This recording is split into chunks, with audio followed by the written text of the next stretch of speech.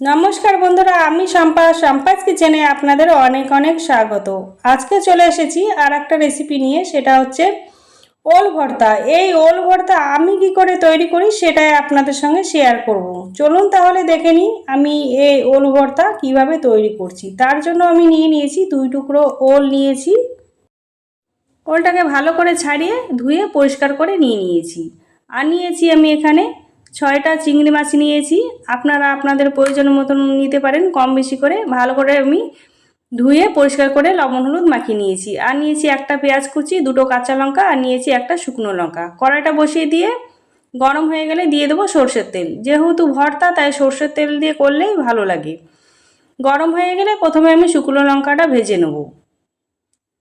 আমার শুকনো লঙ্কাটা ভাজা হয়ে গেছে, এবার তুলে নেব। তুলে নিয়ে এবার ওই তেলেই আমি নুন হলুদ মাখানো চিংড়ি দিয়ে দেবো।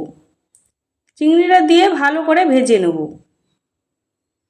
আমার চিংড়িটা ভাজা হয়ে গিয়েছে, এবার আমি তুলে নেব।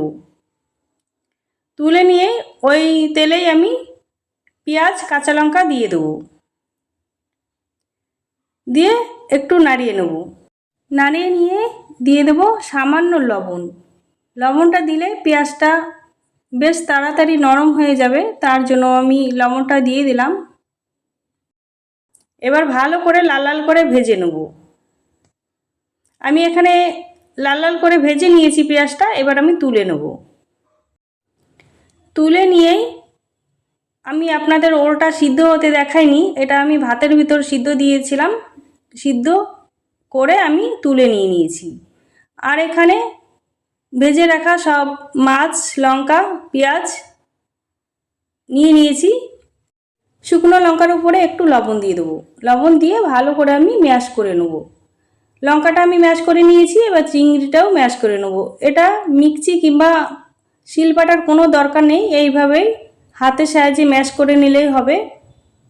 সবগুলো আমি ভালো করে ম্যাশ করে নেব। আমার লঙ্কাটায় প্রচুর ঝাল ছিল, তাই আমি একটা লঙ্কা সরিয়ে নিলাম। সব ম্যাশ করে নিয়েছি, এবার আমি সিদ্ধ করা ওল দিয়ে দেবো। ওলটা দিয়ে আবার ভালো করে মিশিয়ে নেব। একবার হলে বন্ধুরা বাড়িতে এইভাবে ওল ভর্তা বানিয়ে খেয়ে দেখবেন। দুপুরবেলা গরম গরম ভাতের সঙ্গে অসাধারণ লাগবে খেতে। শুধু এই পদটায় দিয়েই খাওয়া হয়ে যাবে সমস্ত ভাতগুলো। ভর্তায় একটু কাঁচা সর্ষের তেল দিলে বেশ খেতে ভালো হয়। আমি একটু দিয়ে ভালো করে মিশিয়ে নিলে আমার একদম রেডি ভর্তা। এখন আমি সার্ভ করে নিলাম চিংড়ি মাছ দিয়ে ওল ভর্তা। আমার এই রেসিপি যদি আপনাদের ভালো লেগে থাকে, লাইক, কমেন্ট, শেয়ার, সাবস্ক্রাইব করে আমার পাশে থাকবেন। আজকে তাহলে এই পর্যন্ত। আবার চলে আসবো অন্য কোনো রেসিপির সঙ্গে। ততক্ষণে সাবধান।